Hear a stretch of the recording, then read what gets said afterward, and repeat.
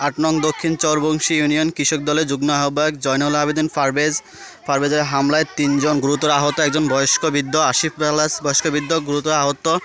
ডাবফাড়া নিয়ে আমাদের জমিতে ডাবফাড়া নিয়ে তারা বিএনপি ক্ষমতা দেখায় এখানে দখল করতে আসে আমাদের গাছ দখল করতে আসার পর বাধা দেওয়ার পর আমার একজন ভাই, 2জন ভাই এবং একজন কাকাকে তারা গুরুতর আহত করে, যার পরিপ্রেক্ষিতে আমরা আমাদের দেওয়া রাস্তা এবং আমাদের এই বাড়িতে অনেক জমি তারা বেদখল করে রাখার পর আমাদের বাড়ির রাস্তা, আমরা যে রাস্তা দিয়ে তাদের চলাচল করতে দিছি সেই রাস্তা আমরা আপাতত বিচার হওয়ার আগ পর্যন্ত বিচার হওয়ার আগ পর্যন্ত আমরা এই রাস্তা বন্ধ রাখব। যতক্ষণ না পর্যন্ত এই জয়নুল আবেদিন পারভেজের কোনো বিচার না হয়, ততক্ষণ পর্যন্ত এই সন্ত্রাসী হামলার বিচার না হয়, ততক্ষণ পর্যন্ত আমরা এই রাস্তা বন্ধ রাখব।